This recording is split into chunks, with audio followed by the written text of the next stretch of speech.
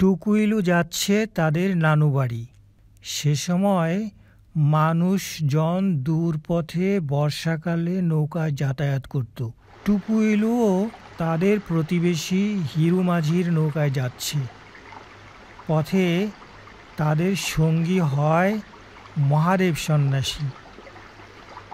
অনুকূল বাতাসে তাদের পালতোলা নৌকা ধেয়ে চলছে। কিছুক্ষণ পরেই নৌকা এসে বিলের মধ্যে পড়ল। এ তো দেখছি বিরাট বিল। এই ডারে কয় মুগুর ভাঙ্গার বিল। মস্ত বড় বিল। এই বিল পার হতে বিকেল গড়াবে। তা ওইবার পারে বিল পার হইয়া আজকের মতো ক্ষান্ত দিমু, কি কন? হ্যাঁ, রান্নাটাও করে ফেলতে হবে। নাও বিরাইয়া রান্না চড়াইয়া দিমুনে। চাল ডাল মিলিয়ে খিচুড়ি করে ফেলবে, ঝামেলা কম হবে।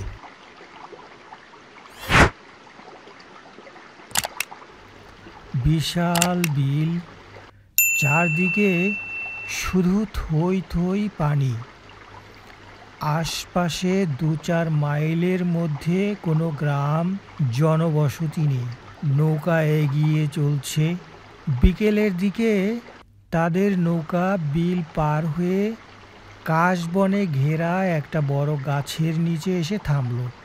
দুপুরে খাওয়া দাওয়া হয় নাই। এখানে রান্না বান্না করবে তারা। হিরু মাঝি জোগাড় যন্ত্র করে রান্না চড়িয়ে দিল। রান্নার আয়োজন অতি সামান্য, চাল ডালের খিচুড়ি। রান্না খাওয়া দাওয়া শেষ হতে বিকেল গড়িয়ে সন্ধ্যা ঘনালো।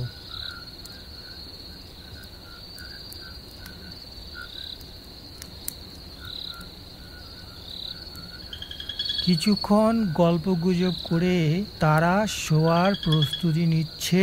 তাড়াতাড়ি ঘুমাতে হবে, কারণ কাল ভোরেই আবার রওনা দিতে হবে তাদের। এমন সময় একটা ঘটনা ঘটে গেল। দাও, টাকা পয়সা যা সে দিয়ে দাও। আমি বাবু সন্ন্যাসী মানুষ, টাকা পয়সা কোথায় পাব? টাকা না দিলে জান যাইব। আমার নাম কাল্লে ডাকাই। মানুষ মারতে আমার বুক কাঁপে না। রামদায়ের এক কোপে 2 ফালা। কত মানুষ মারছি জীবনে, তার কোনো ইয়াত্তা নাই।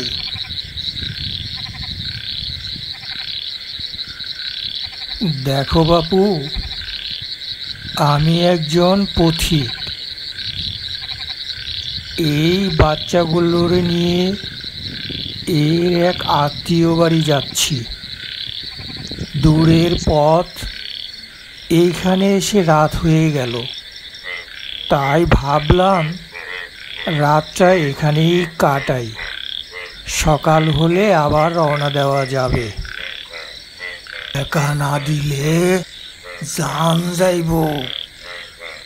আমার নাম কাল্লে ডাকাই। মানুষ মারতে আমার বুক কাঁপে না। রামদায়ের এক কোপে 2 ফালা। কত মানুষ মারছি জীবনে, তার কোনো ইয়াত্তা নাই। রাস্তাঘাটে বাইর হইলে টাকা পয়সা নিয়ে বাইর হইতে হয়, নাইলে আমাগো মতো চোর ডাকাইত বাঁচবো কি খাইয়ে?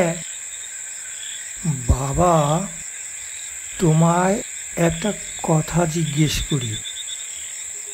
মানুষ তো খুব সহজেই মারতে পারো, কিন্তু একটা মৃত মানুষ জীবিত করতে পারবে? তোমার কি সেই ক্ষমতা আছে? আমি মানুষ জীবিত করুম? আমি? আর আমি জীবিতই বা করুম কেন? কর্মই বা কেমনে? আমি কি সৃষ্টিকর্তা? যদি মৃত মানুষের জীবন দিতে নাই পারো, তাহলে মানুষের জীবন নাও কিভাবে? তোমার কি সে অধিকার আছে? একটু ভাবো। বাড়িতে গিয়ে নিরালায় বসে একটুখানি চিন্তে করো। ডাকাতি না করলে খামু কি? বউ পোলারে খাওয়ামু কি? এইটাই তো আমার পেশা। আর ডাকাতি করতে গেলে খুন খারাপি তো করতেই হইব, নাইলে মাইসে ভয় পাইব কেমনে? একটা জীবন মহামূল্যবান। সেই মহামূল্যবান জীবন নাশ করার কোনো অধিকার তোমার নাই। জীব হত্যা মহাপাপ। আর বেঁচে থাকার জন্য ডাকাতি বা কেন করতে হবে? দুনিয়াতে কত কাজ আছে, তুমি সেসব কাজ করো। বাবা, তুমি ডাকাতি ছেড়ে দাও, জীব হত্যা ছেড়ে দাও। এ যে মহা অন্যায়। জীবনে অনেক মানুষ হত্যা করছি, অনেক পাপ করছি, অনেক খুন করছি। সৃষ্টিকর্তা কি আমারে ক্ষমা করব? মহান সৃষ্টিকর্তা ক্ষমাশীল। তুমি অন্তর থেকে যদি ক্ষমা চাও, তাহলে তিনি অবশ্যই তোমাকে ক্ষমা করে দেবেন। খারাপ কামের তো ইয়াত্তা নাই, কেউ তো আমারে নিষেধ করে নাই। না পিতামাতা, না স্ত্রী পরিজন, সবাই টাকা পাইলে মহা খুশি। টাকা টাকা আর টাকা, টাকাই সব।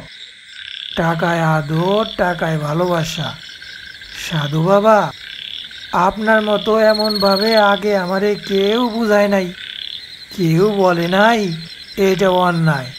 অন্যের ধন কাইরে নেওয়া অন্যায়, অন্যের প্রাণ কাইরে নেওয়া জঘন্য পাপ। সাধু বাবা, তোমার মুখ থেকেই এই অন্যায়ের কথা জানলাম। আমি এই অন্যায়ের জগৎ থেকে চিরতরে মুক্ত হমু। যাও, বাড়ি ফিরে যাও। বাড়ি ফিরে গিয়ে মহান সৃষ্টিকর্তার কাছে মাপ চাও গিয়ে।